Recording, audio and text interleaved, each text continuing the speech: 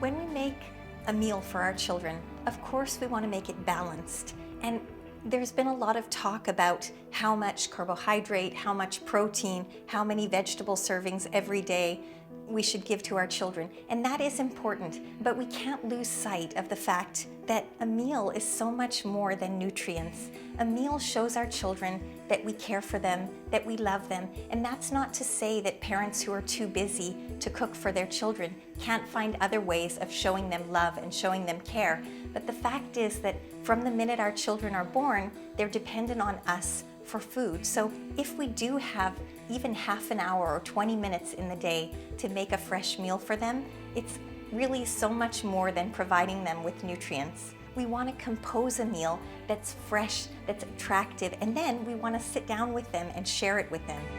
This is a standard dinner plate, and Michael Pollan's advice is great, I think. He says, eat food, not too much, mostly plants. So he suggests making vegetables or fruits take up the biggest part of your plate.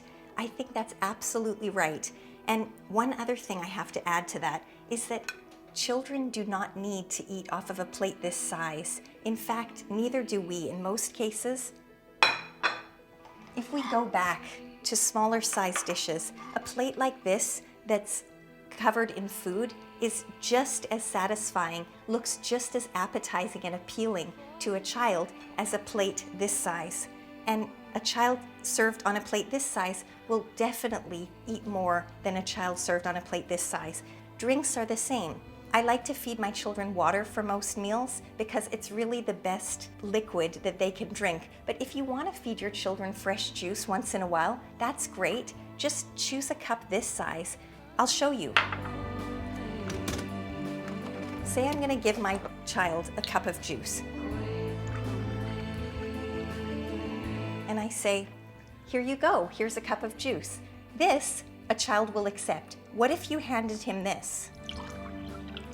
And you said, here's your juice. I can almost guarantee you he'd say, wait a minute, that's not full. I want a full cup of juice. So think about the sizes of your dishes.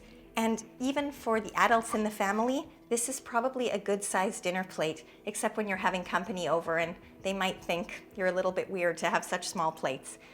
So when we put together a meal, let's start by thinking, what am I going to serve for my vegetables for this meal? Don't start with the protein. Start by thinking, am I going to make a stir fry? Or am I going to make steamed vegetables with a white sauce on top? Or am I going to make a salad as my vegetable? And then ask yourself, what would go well with that?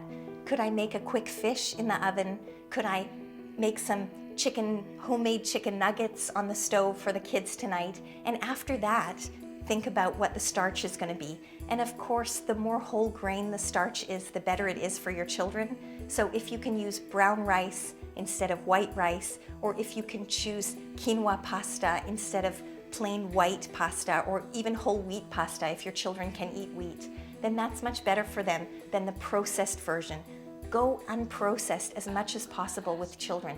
You will set them up for success. And I think the last thing to say about meals is that if even one of the parents can find the time to sit with the children, it is amazing what kinds of stories come out during mealtime. And there's also been a lot of research about the importance of family meals and how children who have family meals do better in school, they do better socially, they have an outlet for their thoughts and for their problems, and they have a partner in their dialogue. So let's try and sit down. Let's remember that we're serving our children more than just nutrients. We're serving them love and care, and let's try and sit together and talk with them.